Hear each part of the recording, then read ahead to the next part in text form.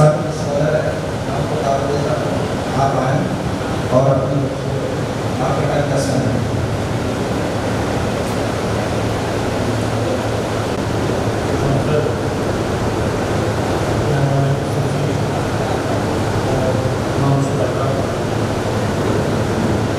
ابتدا میں مجھے ذمہ داری دی گئی تھی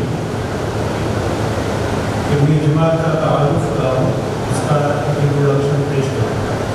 اسی سوچ کے ساتھ یہاں پر بیٹھا ہوا تھا کہ شاید پہلے مرحلے میں مجھے جماعت کا تعارف کرانا ہے، لیکن مجھے حکم ہوا ہے کہ جو جس سلسلے یا جس حکومت کے متعلق مجھے نیکسٹ سیشن میں گفتگو کرنی تھی اسی پر میں بتا رہا ہوں۔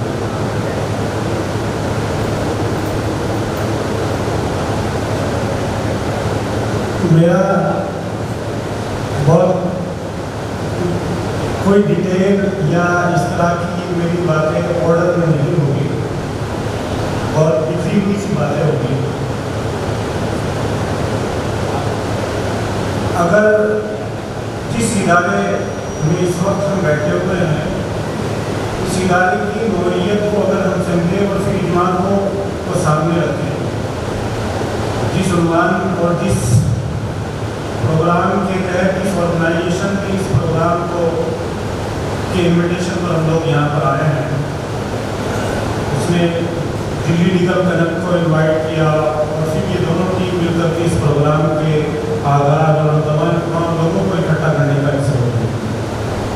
دراصل اگر ہم بیک جاتے ہیں 1619 میں، تو یہ ادارے اس ادارے کا قیام کب کا ہے؟ 1690 یا 1696 عیسوی میں اس ادارے کا قیام ہوا، اور اس ادارے کا نام مدرسہ غازی الدین کے نام سے رکھا گیا۔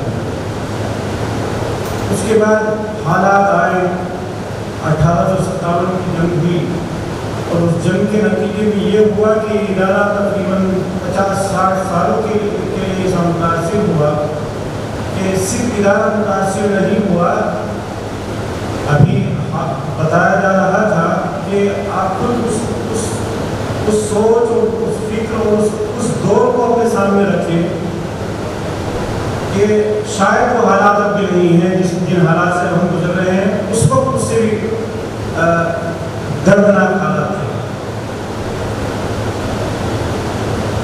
تو ہمیں بہت صبر سے اور شکوے کے ساتھ ناکام کر کے گزشتہ اپنی تاریخ کو ہم دیکھیں گے تو شاید ہمیں اپنے حالات سے کنیکٹ ہونا اور آگے کام کرنا ہمارے لیے بہت آسان ہو جاتا ہے۔ اچھا، میں یہاں یہ بات یہ کہنا چاہ رہا تھا کہ یہ جو ادارہ ہے ایک زمانے میں ہندوستان کی اتحاد کا سبب بنا ہے، جہاں پر یہاں سے سر سید احمد خان صاحب کی تحریک علی گڑھ مسلم یونیورسٹی ہے، اور دوسری تحریک روایت پسند دارالعلوم دیوبند کی تحریک، میں بھی وہیں کا فاضل ہوں۔ اگر اس سے پہلے کے 10-15-20 سالوں کی طرف ہم جائیں تو ہمیں یہ لگتا ہے کہ وہ ایک اتحاد کی تحریک تھی، اور شاید یہ جو آج پروگرام ہونے جا رہا ہے، جب ہم غور و فکر کریں اور نتیجوں پر غور کریں تو آج بھی اتحاد بہت ساری بنیادوں پر ممکن ہے۔ اچھا، اتحاد کہاں پر نہیں کرنا چاہیے؟ سب سے اہم پہلو یہ ہے، اگر مسلمان، وہی جو بدود صالح صاحب نے کہا کہ اگر سیاسی اتحاد کی طرف ہم جاتے ہیں تو مسلمانوں کی سب سے بڑی چیلنج یہی ہوگا، مسلمان اس ملک میں سیاسی اتحاد کی کبھی کال نہ کرے، کبھی کسی کو دعوت نہ دے سیاسی اتحاد کی۔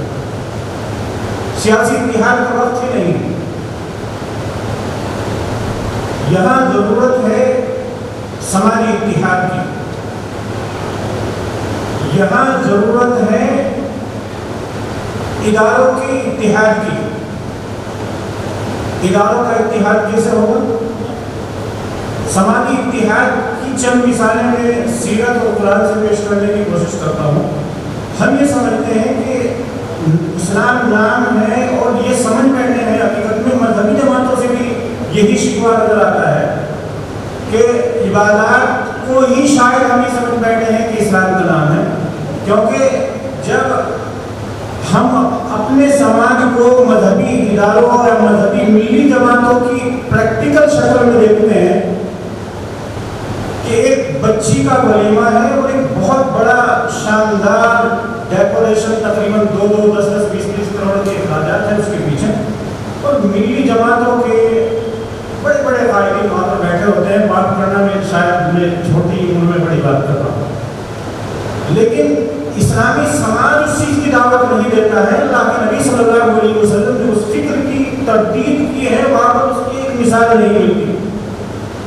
تو یہاں پر سماجی اتحاد اور اصولوں پر پڑھنے کی ہمیں ضرورت ہے کہ اس کی دعوت اسلام دیتا ہے.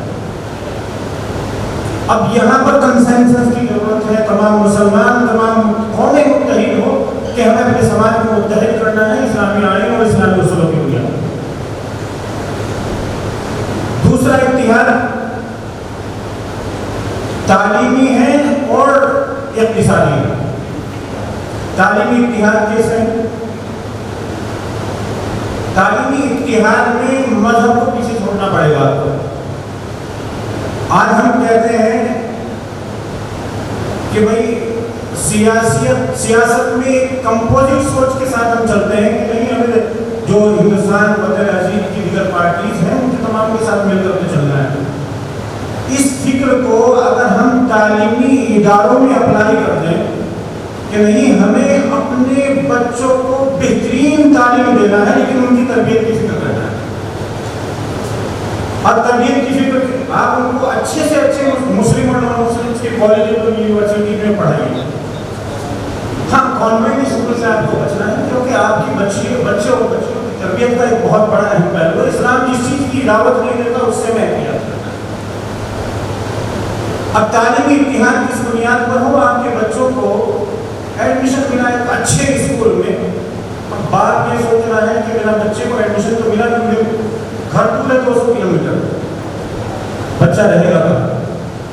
اب قوم کی ذمہ داری ہے کہ ایسے ہاسٹلس بنائیں کہ یہ بچے ایک تربیت کے ماحول میں کم سے کم 16 گھنٹے 15 گھنٹے 14 گھنٹے گزار سکیں. یہاں کچھ لوگوں کو بزنس مینج بھی ہے، لیکن قوم کے نام پر بزنس جو کرے گا یہ سمجھیے کہ وہاں پر بہت غلط ثابت ہوگا. میرا عملی تجربہ یہ ہے کہ کچھ ٹائم سے کچھ لوگوں کو دیکھتے ہو آ رہا جو تعلیمی ادارے قوم اور ملت کے نام پر چلا رہے ہیں، شاید ان سے بڑا بزنس مین تو نہیں ہے. اس کے پیچھے اتنی بڑی اور وہ مسلم قوم کو ایموشن سے کھیلنے کا کام کرتے ہیں.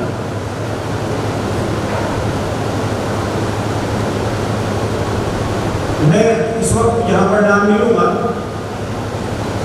تو تعلیمی اداروں میں ہم تعلیم کے معاملات میں اتحاد ایسا ہونا چاہیے. دوسرا اتحاد کس بنیاد پر ہو؟ ہر طبقے کے پاس میں ایکسپرٹس ہیں، اسکلڈ لوگ ہیں، مسلمس میں اور مسلمس میں. آپ کو تو اپنی کمیونٹی میں اسکل دینی ہے. آپ کے پاس ایکسپرٹس ہو ہر فیلڈ کے. اپنے قوم کو، اپنے بچوں کو اسپیشلائز کریے. اب یہاں پر دو طبقوں کا بہت اہم خیال رکھنا ضروری ہے، بچے ایک عورتیں. آپ یوتھ کی نمائندگی کسی دوسرے انداز میں کریں گے. بچے اور عورتوں کے لیے آپ کو بہت اسپیشل قسم کی سوچ اور بہت ہی خصوصی اپروچ اپنانی ہوگی. بچوں کے لیے آپ کو باقاعدہ طور پر ملی جماعتوں کے اندر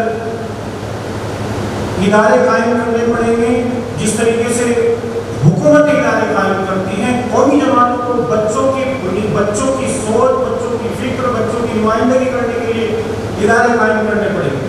اسی طریقے سے عورتوں سے متعلق باقاعدہ طور پر ادارے قائم کرنے ہوں گے کہ یہ سماج کا بہت اہم ترین حصہ ہے.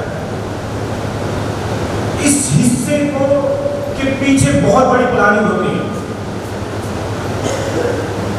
اور بچہ ڈائیورٹ ہو جاتا ہے عورتوں کے پیچھے پلاننگ. آپ کو بھی پلاننگ کرنی ہے کہ آپ اس پلاننگ کا رد عمل کس طریقے سے پیش کر سکتے ہیں. اشتراک ہو، انٹیگریشن ہو انسٹیٹیوشنز کا، تعلیمی اتحاد ہو، انٹیگریٹڈ ہو چیزیں، انسٹیٹیوشنز کا انٹیگریشن ہو، اسکل کا انٹیگریشن ہو، ایکسپرٹائز کا انٹیگریشن ہو. تیسرا اتحاد وہ اقتصادی اتحاد ہے. ہندوستانی اقوام، خاص طور سے ہندوستان کا مسلمان، شاید تب تک اپنے آپ کو آگے نہیں بڑھا سکتا جب تک وہ سیاسی افکار سے ہٹ کر کے جو قوم کے پاس بزنس پرسنز ہیں ان کے ساتھ ملی اداروں کی، بلکہ وہ خود اپروچ کرے قومی اداروں کو کہ آئیے مل کر کے بیٹھتے، آئیے قوم کا حل تلاش کرتے ہیں، ان کو بزنس کرنے دیجیے. آپ ان کو ان کو گائیڈ لائن دے دیجیے کہ نہیں آپ بزنس کریں، لیکن ہماری یہ رولز اور ریگولیشنز ہیں. آپ کو بزنس کرنے کی یہاں تک اجازت ہے، اس کے بعد آپ اس کے باہر نہیں جا سکتے. مجھے لگتا ہے کہ اگر ان خطوط کے تحت اگر ہم رہ کر کے سوچیں گے تو یہ اس ادارے سے جو پیغام اجماع اور اتحاد کا دیا جا رہا ہے، شاید ہم کسی 1 سال بعد 2 سال بعد جلدی نہیں کرنی چاہیے شاید کسی چیز میں. ان چیزوں میں 2 سال 10 سال 20 سال بھی لگے کوئی مشکل نہیں ہوتا. انسان کسی چیز کا بیج بو کر کے جاتا ہے اور نتیجے بعد میں نکلتے ہیں. میں ایک چیز کا بہت سخت، شاید میں غلط ہوں، لیکن میں ایک چیز کا بہت اس وقت کا چند لوگوں کو دعوت دیتا ہوں کہ مسلم تنظیموں، مسلم ملی انسٹیٹیوشنز کو ایک سوچ بدلنی ہوگی. یہ جو ڈونیشنز ہیں ان کو ڈونیشن سے باہر نکلنا ہوگا. روایت ان کے سامنے بہت بڑا چیلنج آنے والا ہے.